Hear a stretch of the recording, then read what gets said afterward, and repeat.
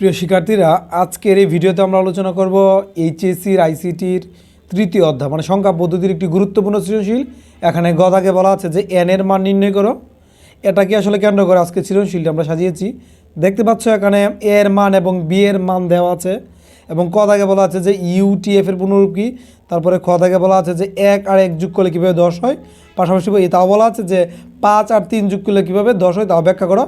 আবার গয়েতে বলা আছে এরকম যে এর মান যদি আমাদের 34 এন ভিত্তি, তার ভিত্তি হচ্ছে এন এর সমতুল্য যদি হয়, মানে এখানে যে উপরে যে আমাদের এর মান যে দেওয়া আছে যে 52 তার সমতুল্য মান হচ্ছে 34, মানে এন সংখ্যক ভিত্তিতে, মানে ভিত্তিগত তা বলা নেই, এই সুবাদে আমাদের এন এর মান বের করতে বলা হয়েছে। তারপরে বেশ একটা কঠিন পরিপূরক বলা আছে আমাদের গয়েতে। তাহলে আমরা বলতে পারি যে এখানে প্রত্যেকটি পার্টি গুরুত্বপূর্ণ, একদম ক থেকে শুরু করে গ পর্যন্ত। চলো এটাকে সমাধান করা যাক। কয়েতে বলা আছে যে ইউটিএফ এর পুনরূপ কি। ইউটিএফ এর পুনরূপ হচ্ছে Unicode transformation format. Unicode transformation format, এটা হচ্ছে আমাদের ইউটিএফ এর পুনরূপ। তারপরে খতাকে বলা ছিল যে আমাদের 1 আর 1 যোগ করে কীভাবে 10 হয় ব্যাখ্যা করতে এবং 8 আর 3 যোগ করে কীভাবে 10 হয় তা ব্যাখ্যা করতে। এখানে আমরা স্পষ্ট একদম লিখে দিয়েছি। ক্ষয়তে দেখতে পাচ্ছ যে এটা হচ্ছে আমাদের বাইনারির আর এটা হচ্ছে আমাদের অক্টালের। তাহলে বাইনারির 1 আর 1 যদি যোগ করি আমাদের মান হবে 2, আর 2 হচ্ছে আমাদের বাইনারির ভিত্তি, 2 হচ্ছে আমাদের বাইনারির ভিত্তি। আর আমাদের বাইনারি যুগের ক্ষেত্রে এখানে যদি যোগ চিহ্ন, বাইনারি যুগের ক্ষেত্রে যদি আমাদের ভিত্তি মেলা যায় তাহলে আমাদের বাইনারিতে যদি যোগ করতে হয় তাহলে আমাদের ভিত্তিকে খেয়াল রাখতে হবে। যদি ভিত্তি মেলে যায় তাহলে তার মান হয় 0 এবং হাতে 1 থাকে। তাহলে 1 আর 1 যোগ করলে আমাদের হচ্ছে 2 হচ্ছে আমাদের বাইনারির ভিত্তি। তার জন্য আমরা ভিত্তি মিলে যাওয়াতে আমরা লিখেছি 0 এবং হাতে লিখেছি 1। আমাদের এই বোঝার সুবিধার জন্য আমরা কিন্তু নিচে একদম লিখে দিয়েছি যে বাইনারি যুগের ক্ষেত্রে যদি আমাদের ভিত্তি মিলে যায় তাহলে আমাদের 0 লিখতে হয় এবং হাতে আমাদের 1 নামাতে হয়।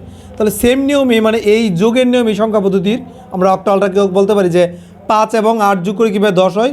তার নিয়মটা হচ্ছে এরকম যে অক্টালের ভিত্তি হচ্ছে আমাদের 8, অক্টালের ভিত্তি হচ্ছে 8। তাহলে 5 আর 3 যোগ করলে যদি 8 হয় তাহলে আমরা বলতে পারি যে ভিত্তি মিলে গেছে। তাহলে ভিত্তি মিলে গেলে আমাদের হবে 0। আমি বোঝার সুবিধাতে এখানে লিখে রেখেছি যে অক্টাল যুগের ক্ষেত্রে যদি ভিত্তি মিলে যায় তাহলে হবে 0 এবং হাতে থাকবে 1। এর জন্য আমরা এখানে লিখেছি 0 এবং হাতে নিয়েছি 1। আর এই 10 মিলেছে আমাদের অক্টালে, আর এটা হচ্ছে বাইনারিতে। এই হচ্ছে আমাদের এই খদাকের ব্যাখ্যাটি। এখন আমরা এটার গদাক সলিউশন করব। যে বলেছিল যে এর সমতুল্য মান হচ্ছে আমাদের 34, এটা হচ্ছে এন সংখ্যক ভিত্তিতে। তাহলে এন এর মানটা নির্ণয় করো। আবার কিন্তু উদ্দীপকে মানে প্রশ্নে বলা হচ্ছে যে এর মান হচ্ছে 52 দশমিকে। তারা দাবি করছে এরকম যে 52 সমতুল্য মান হচ্ছে আমাদের এই 34, কিন্তু এন সংখ্যক ভিত্তিতে। তাহলে এন এর মান কত হবে আমাদের এটা বের করতে হবে। মানে এন এর মান এখানে 8 হতে পারে, এখানে 2 হতে পারে, বা অন্যান্য মানও হতে পারে, কিন্তু এটা আমাদের বের করতে হবে। তাহলে চলো এটাকে সমাধান করা যাক। এই জাতীয় প্রশ্নগুলো আমাদের খুব বেশি আসে, যার জন্য একটু এখানে খেয়াল রাখার চেষ্টা করবে। এই অঙ্কটা শুরু করার জন্য আমাদের প্রথমেই লিখতে হবে, দেওয়া আছে যে প্রশ্নের শুরুতে কিন্তু এর মান দেওয়া ছিল, যে এর মান ছিল 52 দশমিক, এটা আমরা লিখবো, দেওয়া আছে। তারপরে প্রশ্ন মতে, মানে প্রশ্নের প্যাটার্নের যেহেতু একটু চেঞ্জ ছিল সেটা উল্লেখ করতে হবে, লিখবো আমরা প্রশ্ন মতে। তারা দাবি করেছিল এরকম যে এর মান হচ্ছে বা এর সমতুল্য মান হচ্ছে 34 এন সংখ্যক ভিত্তিতে, যার জন্য আমরা প্রশ্ন মতে লিখে এটা লিখলাম। তাহলে কি করলাম, এখানে এর মান যেহেতু উপরে বলা ছিল আমি এর মান লিখলাম বা লিখে, এখানে যদি আমরা সমান ব্যবহার করি তাহলে বা লিখতে হয়, এটা আমাদের নিয়ম।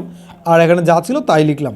এখন কথা হচ্ছে এইখানে আমার গুরুত্বপূর্ণ পার্ট হচ্ছে এন এর মান নির্ণয় করা। তাহলে আমি এই মানটাকে এই দিক দিয়ে নিয়ে যাবো সমানের, আর এই মানটাকে নিয়ে আসবো সমানের এই দিকে। তাহলে আমরা লিখতে পারি যে 34 এন সংখ্যক ভিত্তিতে, আর এই মানটাকে আমরা এই দিক দিয়ে নিয়ে নেব। আর যেহেতু এটা দশমিকে, বারবার এখানে ব্র্যাকেট দিয়ে বলার কিছু নেই যে এটা দশমিকে, এই মানটাকেও আমার দশমিকে নিতে হবে, এই 34 মানটাকেও আমরা দশমিকে নিব, কারণ এটার ভিত্তিগত আমার জানা নাই, জানার জন্য এটাকে আমাদের দশমিকে নিতে হবে। আর যে কোনো একটা মানকে যদি আমাদের দশমিকে নিতে হয় তাহলে গুণ এবং যোগের মাধ্যমে নিতে হবে, গুণ এবং যোগের মাধ্যমে। তাহলে প্রথমে লিখবো আমরা এখানে 3, তারপরে তার ভিত্তিটা লিখব, তারপরে লিখবো আমি 4, আবার তার ভিত্তি লিখবো, এইভাবে ক্রমান্বয়ে লিখে যেতাম যদি আরও থাকতো। যেহেতু আমরা দশমিকে এটাকে রূপান্তর করব, তার জন্য আমরা এখানে লিখব 0, এখানে লিখব 1, আরও থাকলে আমরা কমনে লিখে যেতাম যে 2 3 এভাবে লিখতাম। আর এই দিক দিয়ে যা ছিল আমরা তাই লিখব, বা তোমরা বাই লিখব। তাহলে এই কাজটা করার পরে আমি এখানে উত্তর পাবো 3n। আর এই কাজটা করার পরে এই এনের উপরে যদি বৃত্তি হিসেবে 0 থাকে, বা যে কোনো মানের উপরে যদি বৃত্তি হিসেবে 0 থাকে, তাহলে আমাদের মান লিখতে হয় 1। মানে কারো উপরে যদি আমাদের এই পাওয়ার হিসেবে 0 থাকে তাহলে তার মান 1 হয়ে যায়। তাহলে এই 1 যদি আমরা 4-এর সাথে আমরা গুণ করি তাহলে কিন্তু আমরা 4-এই পাবো। আর এই দিক দিয়ে আমাদের যা ছিল তাই লিখব। এখন করণীয় কি, এই সংখ্যাটাকে আমরা ওই দিক দিয়ে নিয়ে যাব। তাহলে এই 4 রয়েছে এখানে এই প্লাস আকারে, তাহলে এটাকে মাইনাস করে এই দিক দিয়ে নিতে হবে আমাদের। এখানে যা ছিল তাই লিখব। এই মান থেকে আমাদের এই মানটা বাদ দিতে হবে, তাহলে আমরা 48 পাবো। এখন আমাদের কাঙ্ক্ষিত মান এনের মানটা আমরা পেয়ে যাব। এটা যেহেতু এখানে গুণাকার আছে, আমরা এটাকে ভাগাকারে নিয়ে নিব। এটাকে জাস্ট এখানে ভাগাকারে নিয়ে নিব, তাহলে আমাদের কাঙ্ক্ষিত মানটা আমরা পেয়ে যাব। আমাদের কাঙ্ক্ষিত মান হবে এই ভাগটা করার পরে 16। আমাদের এর মানটা হচ্ছে 16, মানে এই 34 হচ্ছে আমাদের 16 বেঁচে। এখন সর্বশেষ ধাপটি মানে ঘ ধাপটি আমরা সলিউশন করব। এখানে বলা আছে যে এ থেকে আমাদের বি বাদ দিতে হবে, এটা 2 এর পরিপূরকের মাধ্যমে দেখাতে হবে। তাহলে এখানে কিন্তু আমরা স্পষ্ট বুঝে গেছি এখানে ছোটো সংখ্যা কোনটি। আর 2 এর পরিপূরকের ক্ষেত্রে যে ছোটো সংখ্যা তার ভূমিকা বেশ রয়েছে, যার জন্য শুরুতে আমাদের ডিফাইন করতে হবে কে ছোটো। তাহলে এ থেকে আমাদের বি, যেহেতু বি করতে বলা হচ্ছে, বি চিহ্নটা কিন্তু আমাদের বি এর সামনে, তাহলে আমরা ভাববো ছোটো সংখ্যা হচ্ছে বি। এতে করে আমাদের সমাধান করতে সুবিধা হবে।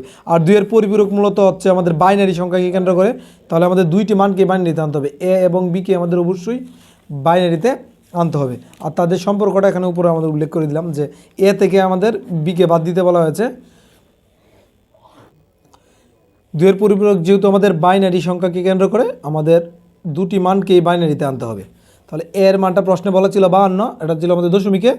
আর বি এর মানটা অলরেডি বাইনারিতে ছিল, যার জন্য কষ্ট করে আমাদের বাইনারিতে আর আনতে হচ্ছে না। তাহলে এই দশমিক মানকে যদি আমাদের বাইনারিতে রূপান্তর করা হয়, দশমিক মান থেকে অন্য যে কোনো মানে যেতে হলে আমাদের ভাগ প্রক্রিয়া সহযোগিতা দিতে হয়।